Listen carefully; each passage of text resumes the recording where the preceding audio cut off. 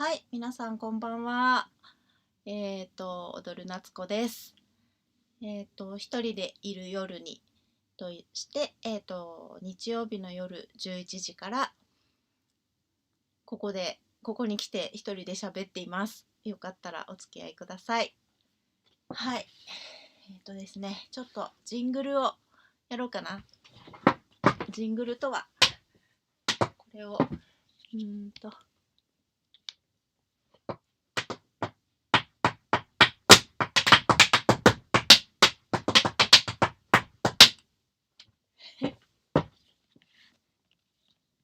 はい、ということで私はタップダンサーです。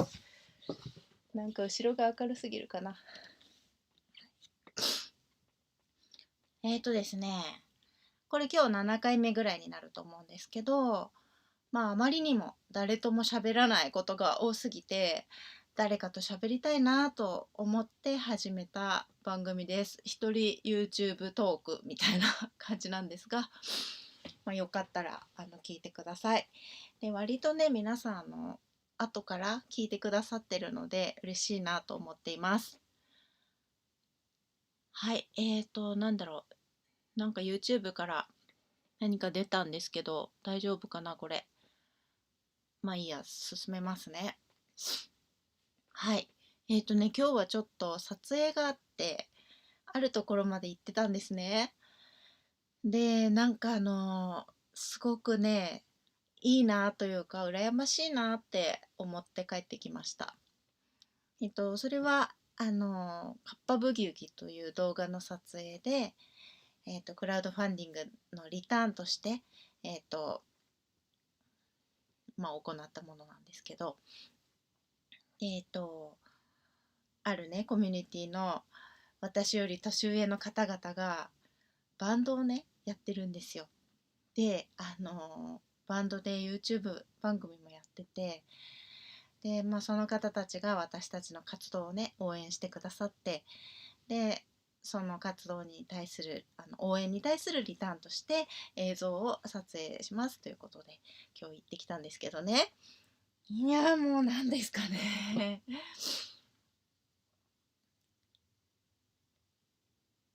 家族みたいな感じですかね。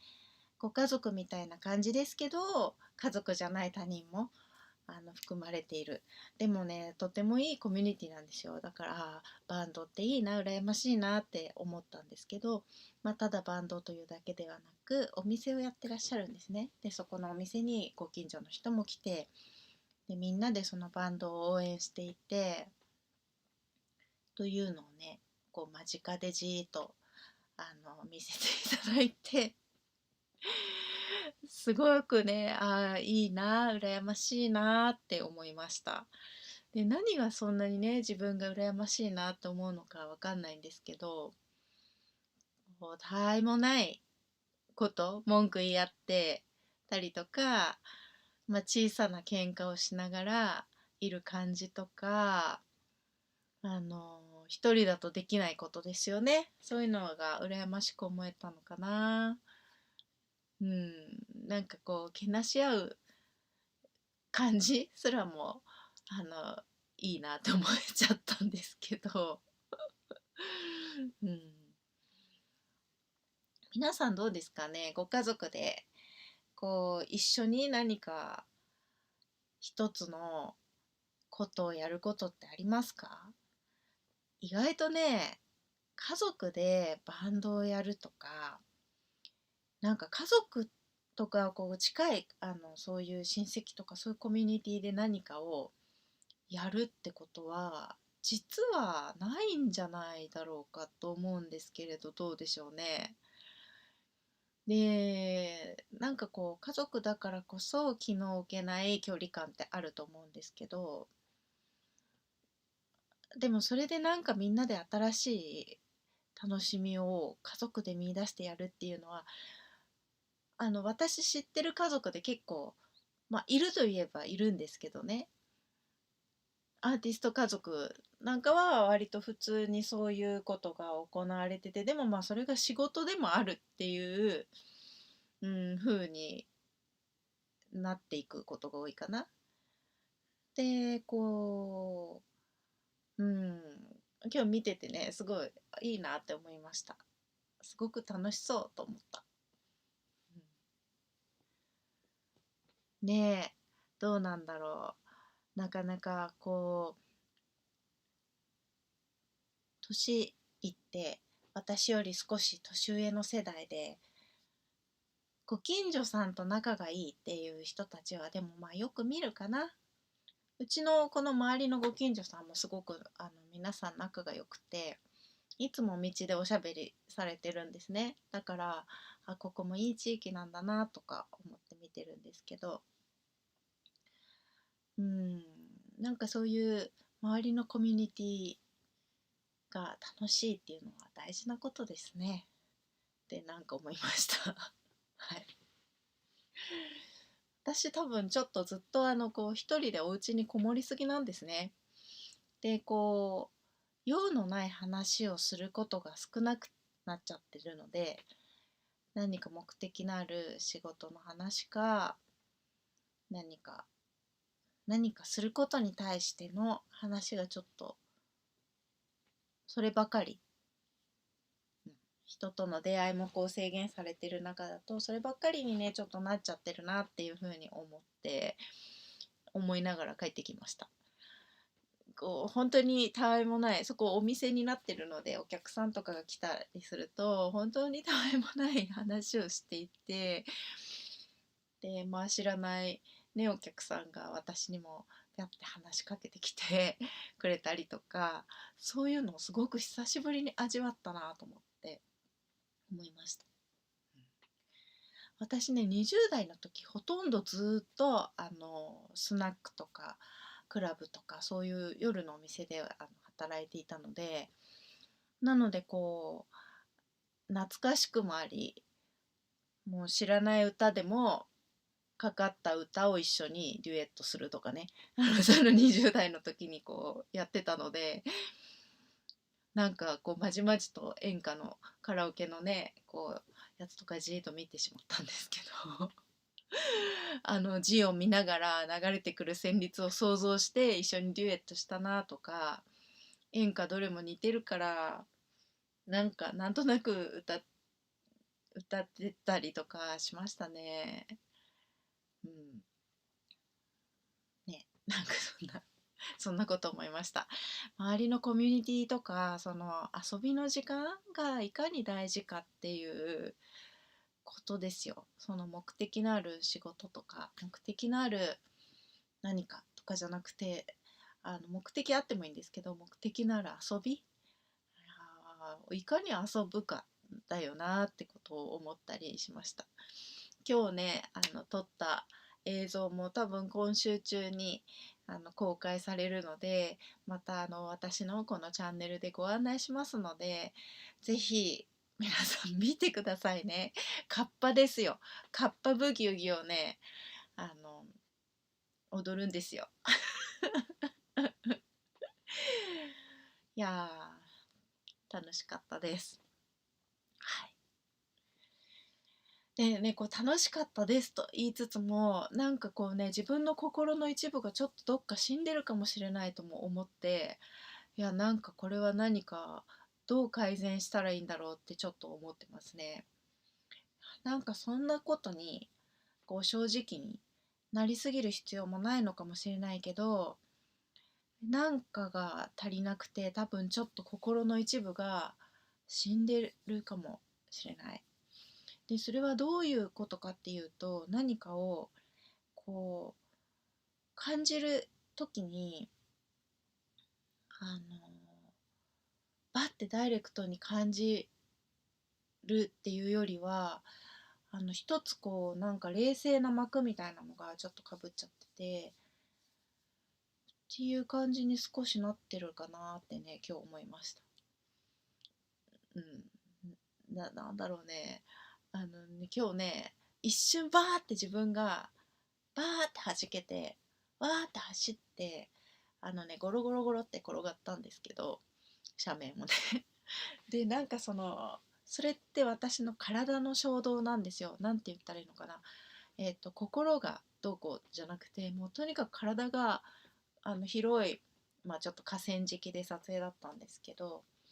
広い場所に行ってわーっと広がってる空と、なんか斜面と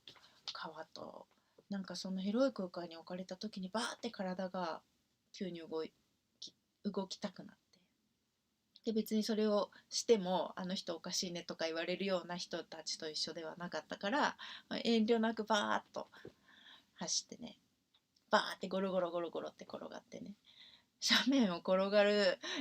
こんな人がいきなり斜面転がったらね、嫌じゃないですか。でもね、なんかそれがすごくこう自分の中で解放された一瞬で、もしかして私ものすごくこう心を閉じて暮らしてんじゃない最近ってことを思いました。でこうやっぱりそれが私にとってのリアルなんですよ。ガーって広いとこに出てバーって動くとか、なんかなんですかね、人が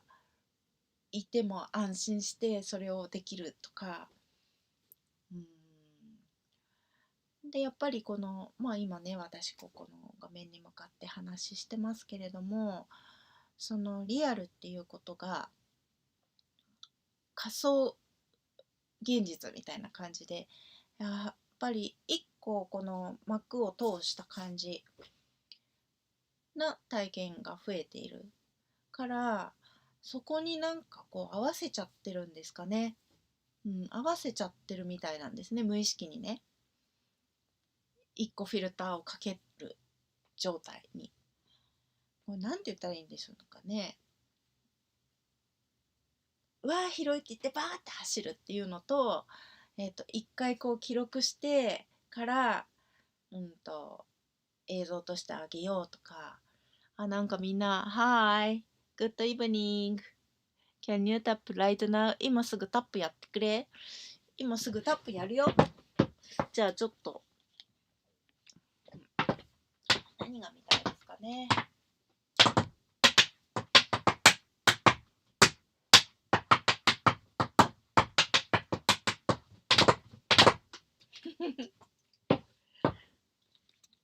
タップやったよ。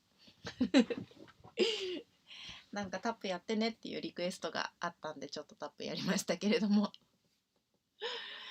でなんかその自分の心が動いてないなって考えてしまったら、こう帰ってきて、ちょっとさっき練習してたんですけどね、いや私の心動いてないかもしれないって思って、あのある意味技術的に動かすっていうことが割と仕事上してるのかもしれないとか思ってね、仮想に入り込むことで、これ何て言うんですかね、想像力とも言うかもしれないんですけれども、何かイメージしてその役柄だったり、その音楽の世界だったりに入り込んで、その中で疑似体験をするみたいなことを私は振り付けの時にしてるんだけれども、それにはこうリアルな感情を自分の中にあるだろう感情を使って、いるつもりなんだけど、いや実際のとこはもうなんかこう一枚フィルターかかったその外側でこうそういう技術としてやってるだけなのかもしれないかもしれないかもしれないってなんか考えてしまったんですね。大丈夫、こんばんは。日本語で書いてくれてありがとう。It's alright. Good evening. ありがとう。はい。なんかそんなことをね、考えて、さっき、ちょっとじとーっとしてました。はい。なんか、ちょっと踊りますか。で、そうですね。なんかその心がって気にしすぎるとよくわかんなくなるので、そんな時はもうね、体を動かすに限るって私は思っていて、それで諦めていろいろ諦めて、結局ただ基礎練をしてたんですね。メトロノームをカチカチカチカチして、基礎練をしてしながらこうでも全然集中してなくて、単純にもうぼーっとしてそのリズムの中にいただけなんですけど、まあ何ですかね、まあそんな時間をね過ごしてました。はい。でもね、じゃあなんか踊ってって言われてもね、どうしたらいいかな。今日はね、自分の心が動いてないかもしれないっていう疑念があるのでね、タップに心がこもってないかもしれないっていう疑念があるんですよ。ね、どうしようか。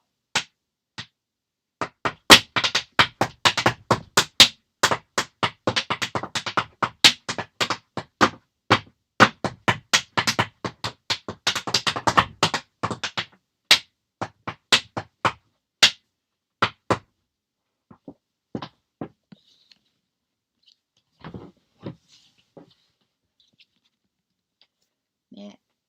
なんかこれは嫌な疑念ですね。自分のしていることのすべてにちゃんと心が動いてないかもしれないかもしれない。なんとなく当たり障りなく表面でやってるかもしれないっていうのはどうやったら確かめることができるのか。いや、なんか今日本当にこうね、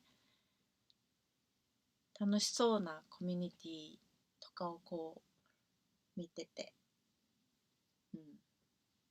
なんかそんなことをね思ったんですよね。はい。はい。じゃあね、ちょっと今日はね、本の紹介します。でもね、本の紹介って言っても、じゃーん。これね、楽譜なんですよ。楽譜集。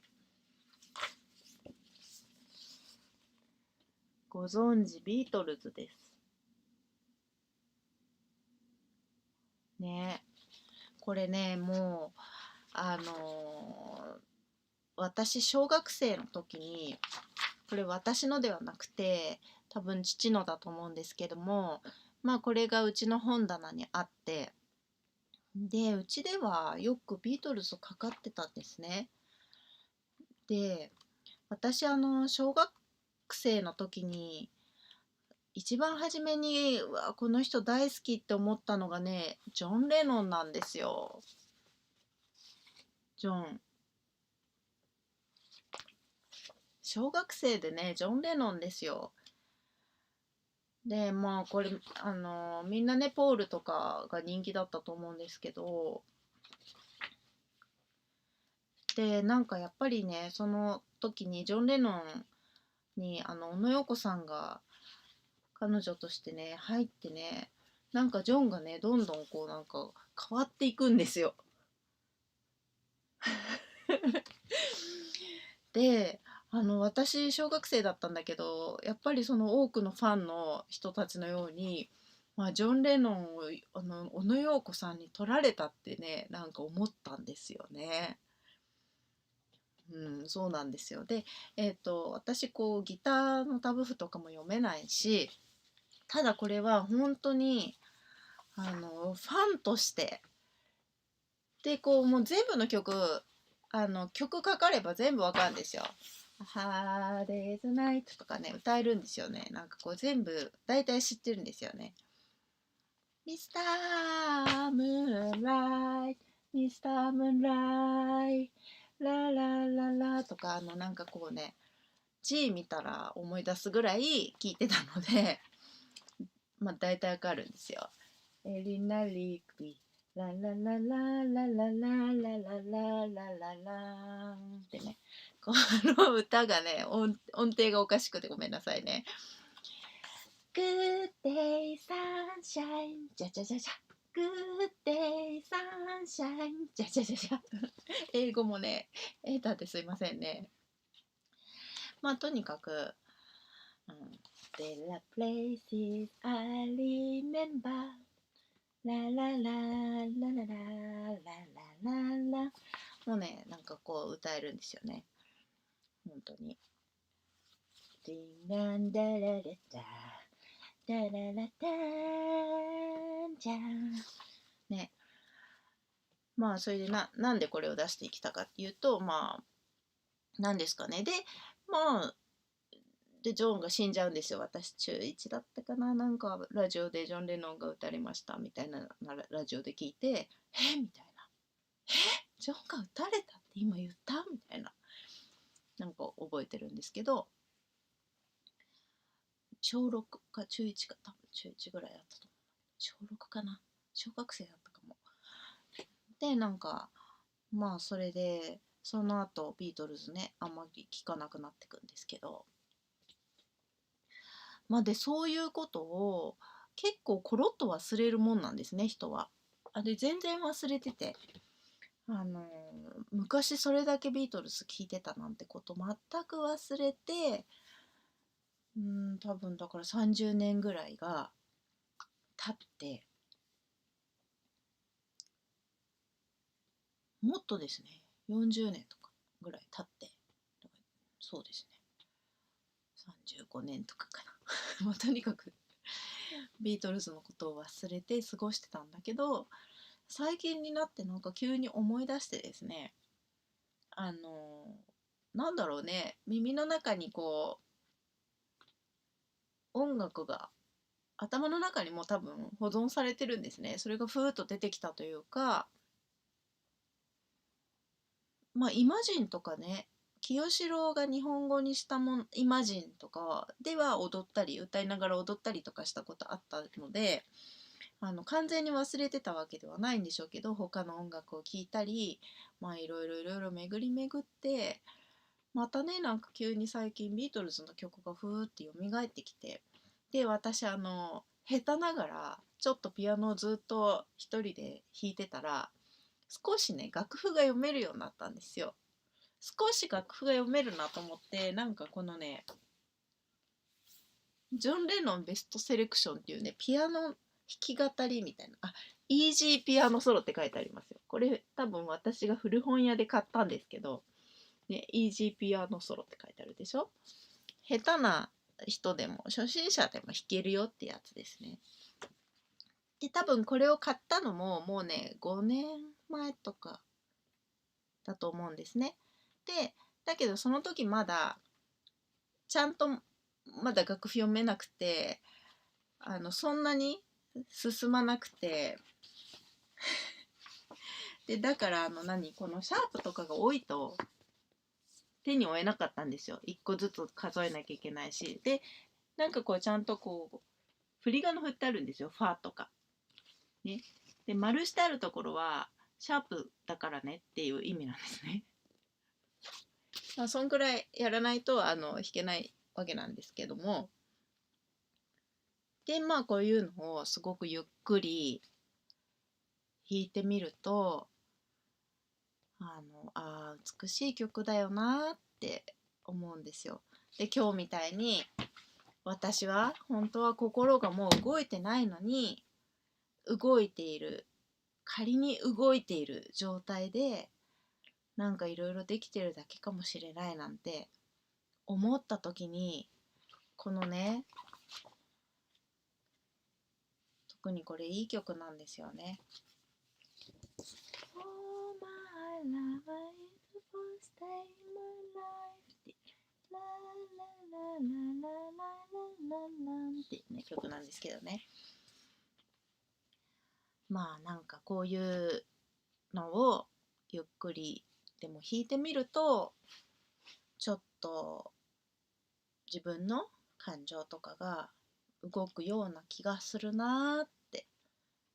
思って、そう自分の心が本当に動くのかどうかわからなくなった時にどうしたらいいかっていう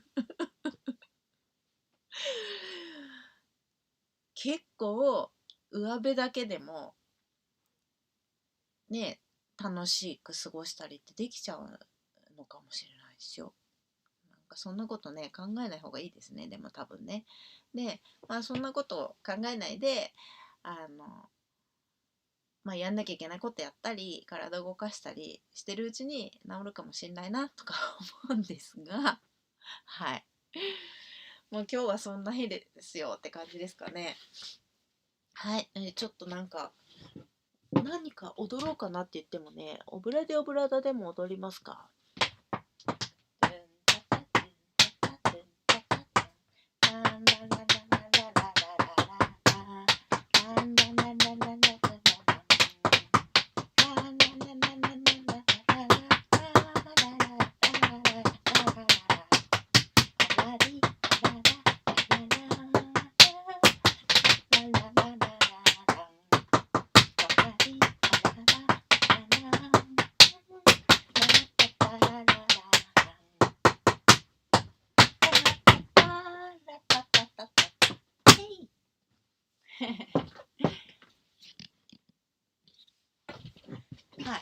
なんかは昔作ったオブラディオブラダです。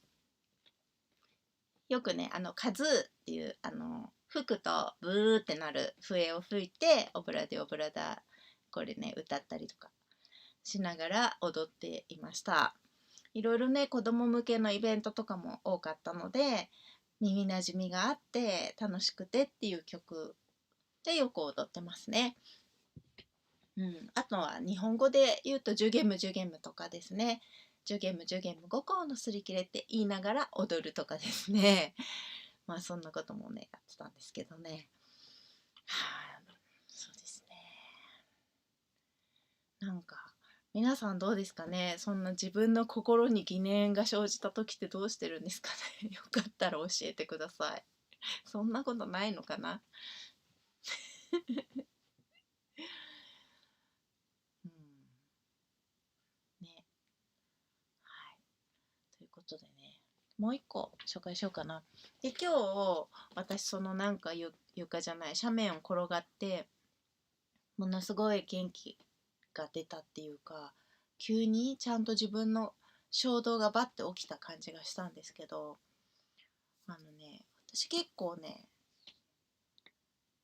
なんかこういうのをずっと持ってるんですけど、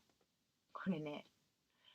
これ遠藤圭さんの本なんですけど、この遠藤圭さんって手作り道具とか竹とかを使った手作り道具とかの本も書かれてて、私それ図書館で何度も何度も借りて読んでて手元にないんですけど、これアウトドアライフの本なんですけど、丸太橋のかけ方とかね、このなんか一見日常生活に用がなさそうだけど、こういうことちゃんと知ってるといざっていう時にいいよねみたいなことがいっぱい書いてあるんですよ。でどうやってねこう丸太橋のロープを渡るために周りの人がこう紐を引っ張ってあげてそれを持って渡るんだよとか、なるほどって思うじゃないですか。でまあなんていうかこの自然の中でどうやって生きていったらいいのかみたいなことですよね。なんか方角を知るために木の年輪を切り株の年輪を見てどっちが北かどっちか南かが分かるよとか、なんかねこの森とか山とかそういう自然界の中でどうやって生き抜くかみたいなことになぜか子供の頃からねこれ興味あるんですね。で子供の頃こういう本なくて子供の頃こういうことを教えてくれる人も周りにいなかったので、ただ周りをねただ遊びながら探していたんですけど、こういうのをね見つけたのは子育て期ですね。子育て期に娘と一緒にその野外で遊ぶ時にこういう方法があるのかとか、野草もそうですね。私最近よく野草ねお茶にしてとか YouTube でもこうお家でタップでもね配信してますけど、そういうの子供の頃から知ってたんじゃないんですよ。子育て中にどうやってこの自然の中であの生きていけるのかなっていうのをいろいろ探求した結果ね、そういう食べられる野草に詳しくなったりしたんですけど、ほらここね薬草のいろいろこういう本を読んでですね、よもぎとかいろいろあるじゃないですか。なので初めから知ってたんじゃなくて全部後付けなんです。結構その子育て中に学んだことが多いですね。はい。もともとでもどちらかというとその野生児の素質はあって、ほとんど外で遊んでたんですけど知識はなんかなかったんですよね。うん、なのでねなんかこうそうですね、だからこうなんかこう自分が何かそういう迷ったような時にはやっぱり子供の頃に何か衝動を感じて私はこれが知りたいと思ってたようなことに立ち返るといいのかなっていう感じですかね。ほら松明の作り方とか松明とか作ってキャンプファイヤーとかやりたいですね。はい。ということでもうねなんか11時半になってしまったので、今日のおうちでタップはまあこんな感じです。私が自分の心にちゃんと心を動かして創作活動や踊ったりちゃんとやってんのかなっていうところにね疑念が生じたっていうあとはその何ですかね、少し年上の方々のコミュニティ、バンド活動とかそういうコミュニティを持っている人がどれだけ豊かなのかっていうことに気がついたというか、を間近に見た今日はそんな日でした。ということで、まあなんか全然収まりのない感じですけれども、その映像でねご覧いただくとちょっとわかると思いますので、今週カッパ映像というのがまたアップされますので、その時に足音でつながろうプロジェクトのチャンネルでアップされると思いますので、そちらご覧ください。きっとね、これかって思うと思いますはい、ということで踊る夏子でした。今夜もお付き合いいただきましてありがとうございました。皆さんもどうぞ、良い1週間をお過ごしください。はい、それではまたね。